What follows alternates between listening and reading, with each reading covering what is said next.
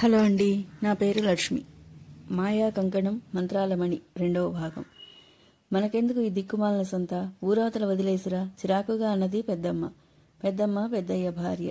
OC పిచ్చి మొద్దు, వీడిని పెంచి పెద్ద చేద్దాం. ఇంటి పనికి పొలం పనులకు నౌకరును పెట్టుకుంటే ఎంత ఖర్చో నీకు తెలియదా? వీడికి వేళకింత ముద్ద పడేస్తే సరి, కాని ఖర్చు లేకుండా వెట్టి చాకిరీ చేయించుకోవచ్చు దురాలోచనతో అన్నాడు పెద్దయ్య. పెద్దమ్మకు ఈ సలహా అమితంగా నచ్చింది. అలాగే పెరిగి 18 సంవత్సరాల యువకుడయ్యాడు ముకుందుడు. తల్లిదండ్రుల ప్రేమ తెలియక, పెంచిన వారి ఆదరణకు నోచుకోలేక, లోకజ్ఞానం అన్నదే లేకుండా ఒట్టి మట్టిబుర్రలా తయారయ్యాడు. 3 పొద్దులా మింగడం, బలాదూరుగా తిరగడం తప్ప ఇంత కష్టపడి పెంచిన పెద్దమ్మకు పెద్దయ్యకు ఏమైనా సాయపడదామని ఇంగిత జ్ఞానం కూడా లేదు. పశువుకి నీకు తేడా ఏమైనా ఉందా? చిన్నప్పటి నుండి ఇలాంటి సూటీపోటీ మాటలతో, అనుక్షణం అవమానాలతో బ్రతుకుబండి లాగిస్తున్నాడు ముకుందుడు. చెప్పిన పని ఎంత కష్టమైనా, ఎంతో శ్రమతో కూడుకున్నా, వంచిన తల ఎత్తకుండా పూర్తి చేసినా కూడా ఎందుకు అంత కఠినమైన మాటలు పడాల్సి వస్తుందో అర్థం కాదు. తన ఇంటివారే తనను అసహించుకుంటూ వేళాకోళం చేస్తే మిగిలిన వారు వదిలేస్తారా? అసలు పెద్దమ్మకు పెద్దయ్యకు ఎందుకు నాపై అకారణంగా ద్వేషం? నాకు తెలిసి ఎటువంటి కారణం లేదు.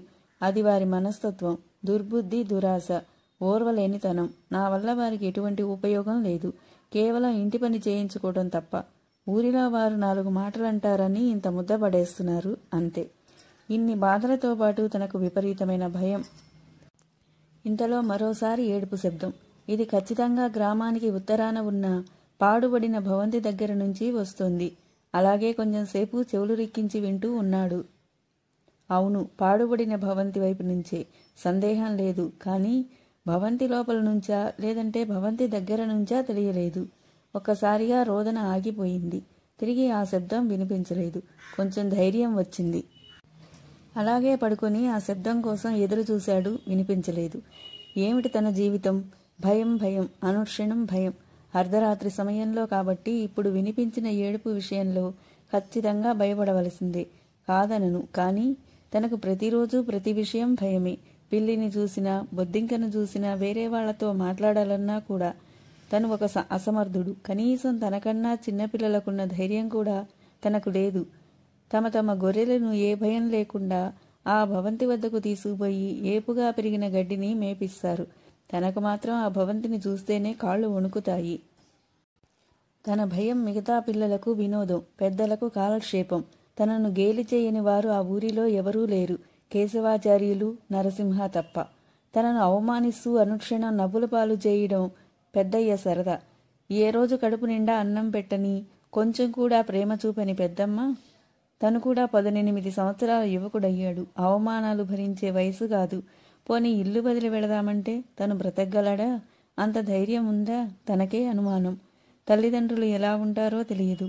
ఆ ఇంట్లో ప్రేమ, ఆప్యాయత అనేవి ఎండమావిలో నీరు. పెద్దమ్మ పెద్దయ్యలకు మానవత్వం నిర్వచనం కూడా తెలియదు. తల విదిలించి ఆలోచనలకు దూరం చేసుకున్నాడు. ఆలోచనల స్థానంలో మళ్లీ భయం ప్రవేశించింది. చెవులు రిక్కించి విన్నాడు. ఎటువంటి శబ్దం వినిపించలేదు. తను భ్రమపడ్డా? లేదు. తన చెవులు తనను మోసం చేయలేదు అనేది నిర్వివాదాంశం. మరి తనతోనే పడుకున్న పెద్దమ్మ పెద్దయ్యలకు ఎందుకు వినిపించలేదు? తను పొరపడ్డా? ముమ్మాటికి కాదు. ఆలోచనలతో అలాగే నిద్రలోకి జారుకున్నాడు. తరువాతి రోజు మధ్యాహ్నం. అది వేసవి కాలం కావటంతో ఎండలు మండిపోతున్నాయి. ఎక్కడో కాకి దాహంతో కావు కావుమంటూ అరుస్తోంది. గ్రామంలో నిశ్శబ్ద వాతావరణం నెలకొంది. మగవాళ్లు, వయసులో ఉన్న ఆడవాళ్లు పొలం పనులకు పోగా మిగిలిన వాళ్లలో ఒక విధమైన ఆశ్చర్యం మరియు భయం ఆవరించి ఉంది.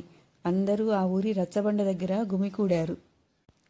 ఆ ఊరి రచ్చబండ దగ్గర, లేదంటే చెన్నకేశవ స్వామి ఆలయంలో కూర్చునే నాగసాధువు కూడా ఆ సమావేశాన్ని శ్రద్ధగా గమనిస్తున్నాడు. ఆ నాగసాధువు ఎక్కడి నుంచి వచ్చాడో ఎవరికీ తెలియదు.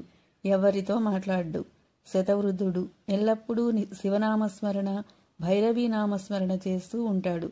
దాదాపు 18 సంవత్సరాల క్రిందట ఈ ఊరు వచ్చాడు అని ఊరిలో వారు చెప్పుకుంటారు. ఏమిటి ఈ విచిత్రం? ఎప్పుడూ లేనిది ఈరోజు ఏమైంది అంటున్నాడు ఒక వృద్ధుడు. అసలు ఇన్ని సంవత్సరాలలో ఎప్పుడూ ఇలా జరగలేదు. ఇది దుష్టశక్తి పని అయితే ఇన్ని రోజులు అలా ఎందుకు జరగలేదు? ఇది ఖచ్చితంగా ఎవరో ఆకతాయిలు చేసిన పని, సందేహం లేదు, వెళ్ళి చూస్తే పోలా అన్నాడు నరసింహుడు. నరసింహుడు గ్రామంలో పిల్లలకు చిన్న చిన్న యుద్ధ విద్యలు నేర్పిస్తూ ఉంటాడు. ధైర్యం ఎక్కువ మాత్రమే కాదు, మనసు కూడా వెన్నపూస. ముకుందుడంటే చాలా ఇష్టం. నరసింహ, మనం ఆలోచించాల్సింది ఇంతకుముందు జరిగిందా లేదా అని కాదు. అక్కడేదో దుష్టశక్తి ఉండి ఉండవచ్చు. ఈ రోజు తన ఉనికిని బహిరంగపరిచి ఉండవచ్చు. దుష్టశక్తులను శునకాలు ముందే గ్రహిస్తాయి అన్న చిన్న విషయం కూడా తెలియదా? శునకాలను గమనించావా? వాటిలో సహజమైన ప్రవర్తన ఉందని అనుకుంటున్నావా? గంభీరంగా ప్రశ్నించాడు చెన్నకేశవ స్వామి దేవాలయ పూజారి కేశవాచార్యులు. నిజమే, ఒక్క శునకం కూడా వీధులలో కనిపించటం లేదు. ఇళ్లలో గుడ్ల చావిడిలో బెదిరిపోయి మూలన కూర్చున్నాయి. సుమారు 1 క్రోసు దూరంలో ఉన్న పొలానికి వెళ్లి పెద్దయ్యకు బువ్వమూట ఇచ్చి అప్పుడే అటుగా వచ్చిన ముకుందుడికి ఏమీ అర్థం కాలేదు. తన పక్కనున్న శ్రీమూర్తిని అడిగాడు ఏమైందని. పాడుబడిన భవంతి నుంచి ఏవో శబ్దాలు వస్తున్నాయట మధ్యాహ్న సమయంలో, చెప్పింది ఆమె. రాత్రి సమయంలో ఏడుపు వినిపించి ఉంటే అది పెద్ద విషయమే, కానీ మధ్యాహ్న సమయంలో భయపడటం, గొణుగుతూ మాటలను మింగాడు నరసింహుడు. కేశవాచార్యులంటే ఆ ఊరిలో అందరికీ భయము, భక్తి. ఎవరికి ఏ అవసరం వచ్చినా తనకు చేతనైనంత సహాయం చేస్తాడు. చిన్న చిన్న వైద్యం చేయడం, ప్రశ్న వేసి తప్పిపోయిన జంతువుల జాడ చెప్పడం లాంటివన్నీ ఉచితంగా చేస్తూ ఉంటాడు కేశవాచార్యులు. అంతేకాదు, ఆయనకు మంత్రశక్తులు ఉన్నాయని, భైరవీమాత ఆశీస్సులు కూడా మెండుగా ఉన్నాయని అనుకుంటూ ఉంటారు. కానీ కేశవయ్య మాత్రం ఎప్పుడూ తన మంత్రశక్తులను ప్రదర్శించలేదు. రాత్రి సమయంలో నేను కూడా విన్నాను ఒక స్త్రీ హృదయ విదారకంగా ఏడవటం. ఊరి జనాలకు ఉపయోగపడే విషయాన్ని చెప్పగలుగుతున్నాను అనే ఉత్సాహంలో బిగ్గరగా అరిచి చెప్పాడు ముకుందుడు. ఒక్కసారిగా అందరూ గొల్లుమని నవ్వారు. నేను చెప్పేది నిజం, దయచేసి నన్ను నమ్మండి. తను అతి ముఖ్యమైన విషయాన్ని చెప్పినా ఎవరూ పట్టించుకోలేదని బాధగా అన్నాడు.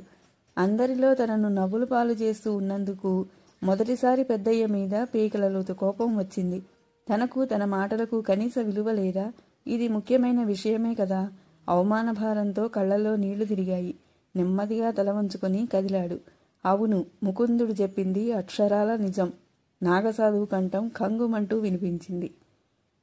తరువాయి భాగం మరో వీడియోలో.